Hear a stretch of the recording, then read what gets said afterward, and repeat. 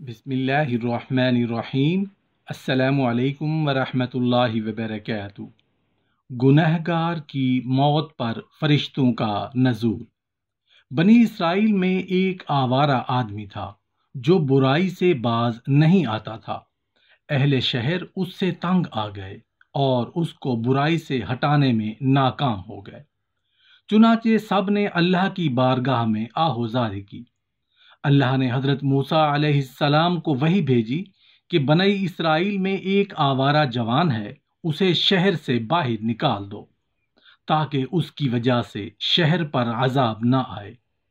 حضرت موسیٰ علیہ السلام تشریف لائے اور انہوں نے اسے باہر نکال دیا۔ یہ جوان ساتھ والی ایک بستی میں چلا گیا۔ اللہ نے حضرت موسیٰ علیہ السلام کو وحی کی کہ اسے اس بستی سے بھی نکال دو۔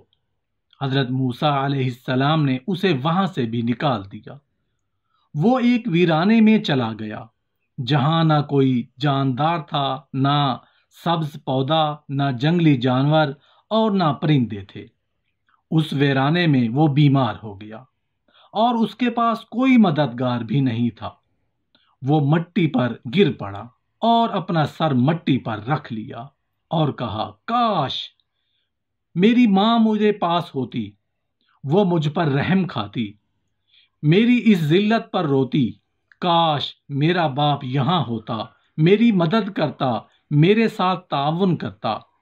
کاش میری بیوی یہاں ہوتی تو میرے فراق پر روتی۔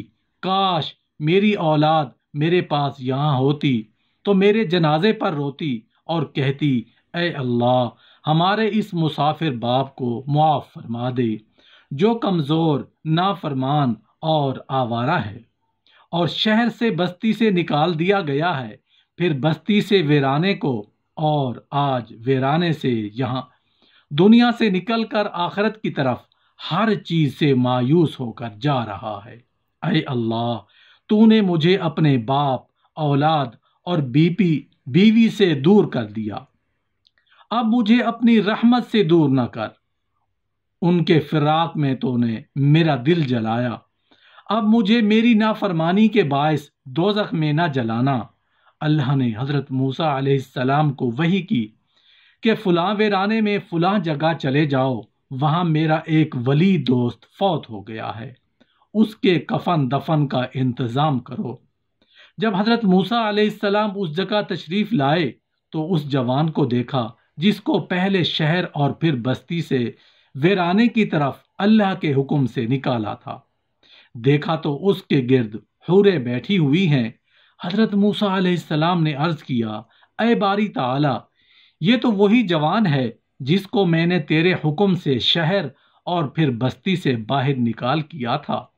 اللہ نے فرمایا، اے موسیٰ میں نے اس پر رحم کیا اور اسے معاف کر دیا، اس لیے کہ اس جگہ وہ اپنے وطن، والدین، اولاد اور بیوی سے فراق کی حالت میں رویا ہے۔